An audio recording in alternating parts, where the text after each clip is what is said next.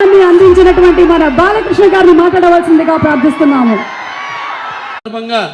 ఈ యొక్క ఒక కమిటీని ఏర్పాటు చేసి మరి భావి తరాలకు ఆయన ఒక చారిత్రాత్మక ప్రసంగాలు అయితేనేమి, లేకపోతే ఆయన అసెంబ్లీలోని ప్రసంగాలు అయితేనేమి, ఇవన్నీ కూడా ఆయన భావ జాలం ఏమిటో తెలియపరచడానికని ఈ యొక్క కార్యక్రమాన్ని ఇక్కడ విజయవాడలో ఎక్కడైతే ఆయన ఈ జిల్లాలో పుట్టారో, ఎక్కడైతే ఆయన ఇక్కడ నడయాడారో అటువంటి ఇక్కడ, అలాగే ముఖ్యంగా ముందుగా నాకు ఈ ధన్యమైన జన్మనిచ్చి నాకు మీ అందరి గుండెల్లో నందమూరి తారక రామారావు గారికి శత జయంతి అభినందనలు తెలియజేసుకుంటూ, మరి ఆయన నటన గురించి వేరే నేనేమి ప్రత్యేకంగా చెప్పక్కర్లేదు. నాకు ఒక తృప్తి ఏంటంటే ఆ పాత్రల్ని ఆయన చేసిన రకరకాల పాత్రలు, పౌరాణికమైతేనేమి, జానపదాలు అయితేనేమి, సాంఘిక చిత్రాలు అయితేనేమి, అవన్నీ కూడా ఇప్పుడు చేస్తూ ఆయన్ని గుర్తు చేస్తున్నందుకు ఒక కొడుకుగా అది నా పూర్వజన్మ సుకృతంగా భావించుకుంటున్నాను. ఆయన మరి అసామాన్య నటుడు. ఆయన పౌరాణికాలు నడుస్తుంటే పౌరాణిక పాత్రలకు ప్రాణం పోశారు ఆయన, జానపదాలకు జావలీలు పాడారు ఆయన, అలాగే సాంఘికాలకు సామెత పరగలను నేర్పారు ఆయన, అలాగే పద్య పదునెక్కింది, పాట నాటు కట్టింది, అలాగే కళామ తల్లి కన్నుల పండుగ చేసుకుంది, కలకల నమ్మింది, గలగల నమ్మింది కళామ తల్లి. అటువంటి మరి ఆయన కేవలం ఈ ఎక్కడ మన దేశంలోనే కాదు, ప్రపంచంలో ఎక్కడ వెతికినా కూడా, ఎక్కడ చూసినా కాకుండా అటువంటి నట ధీరుడైతేనేమి, లేకపోతే నటనలో చేసిన ప్రవేశాలు ఆయన పాత్రలోకి, ఆయన చేసిన ఎక్స్పెరిమెంట్లు అయితేనేమి, ఒక నటాచారుడుగా, అలాగే ఆయన పాత్రలను ఆకలింపు చేసుకుని నటనకు జీవం పోసిన నట ధీరశాలి నందమూరి తారక రామారావు గారు. అలాగే ఆయన ఒక కేవలం సినిమాలే కాకుండా రాజకీయంగా ఒక ప్రతి తెలుగు బిడ్డ, ప్రతి తెలుగు మట్టి గడ్డ, నేను తెలుగువాణ్ణి అని చెప్పుకునే దమ్ము, ధైర్యం, సత్తువ, అలాగే ఆత్మవిశ్వాసం, తెగింపు, వాటిలను స్థానబెట్టి పదును పెట్టి బయటికి లాక్కొచ్చి చెప్పే సత్తా ఇచ్చిన తెలుగు నిజమైన హీరో నందమూరి తారక రామారావు గారు. అలాగే ఆయన తెలుగుదేశం పార్టీ పెట్టి ప్రతి తెలుగు బిడ్డ బొడ్డు ఉడకముందే మరి ఈ రాజకీయాలంటూ తెలిపి, ఆయన రాకముందు రాజకీయాల్లోకి అసలు రాజకీయాలంటే పెద్ద ఆసక్తి లేని వాళ్ళు, అలాగే అసలు తెలియని వాళ్ళు కూడా ఒక రాజకీయ చైతన్యాన్ని తీసుకొచ్చిన మహానుభావుడు నందమూరి తారక రామారావు గారు. అలాగే ఆయన ఎన్నో సాహసోపేతమైన పథకాలను ప్రవేశపెట్టి జనాలకి ఉపయోగపడేవి, సానుకూలమైనవి ప్రవేశపెట్టి మరి అందరికీ ఏదైతే ముందు ఆయన ఏ నినాదంతో అయితే పార్టీని పెట్టారో, ప్రజలే దేవుళ్ళు, సమాజమే దేవాలయం, అందులో నేను ఖర్చుకుండని, సామాన్య మనుషులకు కావలసిన వాళ్ళకి అవసరమైన కూడు గుడ్డ అందించి ఆనాడు మన దేశంలోనే తొలిసారిగా మహిళలకు ఆస్తులు సమానం ఇవ్వడం అయితేనేమి, అలాగే ఈ యొక్క కిలో బియ్యం 2 రూపాయలకి ఆనాడు మరి 1,20,00,000 మంది కుటుంబాలకు ఆయన పంపిణీ చేయడం జరిగింది. అలాగే ఈ యొక్క జనతా అవసరాలు ఏమైతే ఉన్నాయో వాట్లను అంటే అటు వాళ్ళకు ఉపాధి కల్పిస్తూ ఈ జనతా అవసరాలను పంపిణీ చేయడం అయితేనేమి, లేకపోతే ఈ వృద్ధులకు 30 రూపాయల పెన్షన్ అయితేనేమి, అలాగే ఈ యొక్క పక్కా ఇళ్ళు కాంక్రీటు స్లాబులతో ఈ పక్కా ఇళ్ళు నిర్మించడం అయితేనేమి, రైతులకు విద్యుత్ కరెంటు 50 రూపాయలకు ఉత్తమైతేనేమి, లేకపోతే భూమి శస్త్ర రద్దు చేయడం అయితేనేమి, అలాగే ఒక విప్లవాత్మక సామాజిక విప్లవాత్మక ఏదైతే ఈ యొక్క పటేల్ పట్టువారీ వ్యవస్థ ఉందో తెలంగాణలో వాటిని రద్దు చేసి, అలాగే ఈ మాండలిక వ్యవస్థను ప్రవేశపెట్టి ప్రజల వద్దకే ప్రభుత్వం సుమారుగా 330 ఈ తాలూకాలను 1104 మండలాలుగా ప్రజల వద్దకే పాలన తీసుకెళ్లిన మహానుభావుడు నందమూరి తారక రామారావు గారు. అలాగే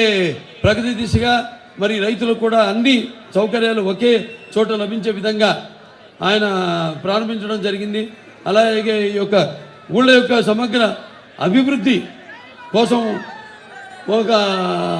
ఈ యొక్క ఒక వ్యవస్థను ఏర్పాటు చేయడం జరిగింది. అలాగే ఆయన ఈ యొక్క స్థానిక ఎన్నికల్లో మన బీసీలకు ఒక 20%, అలాగే మహిళలకు 9% రిజర్వేషన్లు ప్రవేశపెట్టడం జరిగింది. అలాగే ఈ యొక్క బీసీలు ఎస్టీలకి 14 నుంచి 15%, అలాగే ఎస్టీలకి 4 నుంచి 6% దాకా రిజర్వేషన్ పంపించేయడం అయితేనేమి, అలాగే మహిళలకి ప్రత్యేక ఈ పద్మావతి విశ్వవిద్యాలయాన్ని స్థాపించడం అయితేనేమి తిరుపతిలో, అలాగే ఈ యొక్క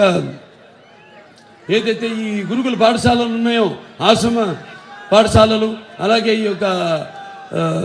సంక్షేమ హాస్టల్స్ ప్రారంభించడం జరిగింది. ఇలాంటివి ఎన్నెన్నో కార్యక్రమాలు. అలాగే ఇక్కడికి మనకి హంద్రినివా అయితేనేమి, సుజల సమంతి అయితేనేమి, తెలుగు గంగ అయితేనేమి, ఇవన్నీ ఆయన మానస పుత్రికలు. అలాగే తెలంగాణలో అక్కడ నిజాం సాగర్ అయితేనేమి, శ్రీరామ్ సాగర్ అయితేనేమి, దేవాదుల భీమా పథకాల వాటి అభివృద్ధి అయితేనేమి, ఇటువంటి ఎన్నో కార్యక్రమాలు. అలాగే ఈ యొక్క క్యాపిటేషన్ ఫీజు రద్దు చేసి అత్యున్నతమైన విద్యను పేదలకు అందుబాటులో తీసుకురావడం అయితేనేమి, అలాగే ఆయన నేషనల్ ఫండ్ చైర్మన్గా ఉంటూ మరి జాతీయ స్థాయిలో సుమారుగా 11,000 కోట్ల రూపాయలు రైతులకు రుణాలు మాఫీ చేయడం అయితేనేమి, అలాగే మాండలిక వ్యవస్థను ఈ కమిషన్ ఏర్పాటు చేసి మాండలిక ఈ సిఫారసులను అమలు చేయడం అయితేనేమి, ఇలాంటివి. అలాగే ఈ అక్కడ కేంద్ర ప్రభుత్వం, అలాగే ఇక్కడ రాష్ట్రాల ప్రభుత్వాల యొక్క సఖ్యత, వాళ్ళ అనుబంధం బాగుండేలా ఒక కమిషన్ ఏర్పాటు చేయడం ఏంటి, ఇలాంటివి ఎన్నెన్నో కార్యక్రమాలు ఆయన చేపట్టడం జరిగింది. ఇవాళ మరి చరిత్ర ఆయన గురించి ఇంకా ముందు తరాల వారికి ఇవన్నీ వాళ్ళకి తెలవడానికి ఈ యొక్క అవకాశం ఆయన ఈ యొక్క శత జయంతి ఈ ఉత్సవ సందర్భంగా మరి వాళ్ళు ఇక్కడ విజయవాడలో జరుపుకోవడం, ఈ యొక్క ఆయన చారిత్రక ప్రసంగాలు, అలాగే రేపు హైదరాబాదులో మే 20న మరి 2వ కార్యక్రమం కూడా అక్కడ జరుపుకోబోతున్నాం. సో ఈ పండుగ కేవలం ఇక్కడే కాదు, మన రాష్ట్రంలోనే కాదు, లేకపోతే పక్క రాష్ట్రాల్లో కాదు, మన దేశంలోనే కాదు, ఎక్కడ తెలుగు వాళ్ళు ఉన్నా మొత్తం ప్రపంచవ్యాప్తంగా అమెరికా అయితేనేమి, అయితే ఖతార్లో అయితేనేమి, అక్కడ ఇంగ్లాండ్లో అయితేనేమి, ఆస్ట్రేలియాలో అయితేనేమి, అన్ని దేశాల్లో కూడా ఎక్కడ తెలుగు వారు ఉన్నారు అందరూ కూడా ఈ పండుగను జరుపుకుంటున్నారు. వాళ్ళందరికీ నా అభినందన తెలియజేసుకుంటూ మరి ఈ యొక్క కార్యక్రమం ప్రతి ఇంటిలోనూ ఒక పండుగగా మనం ఎలాగైతే పండుగ జరుపుకుంటామో, ఒక సంక్రాంతి, లేకపోతే ఒక దీపావళి, లేకపోతే ఒక ఇటువంటి పండుగల్లో ఇది ఒక పండుగగా వాళ్ళందరూ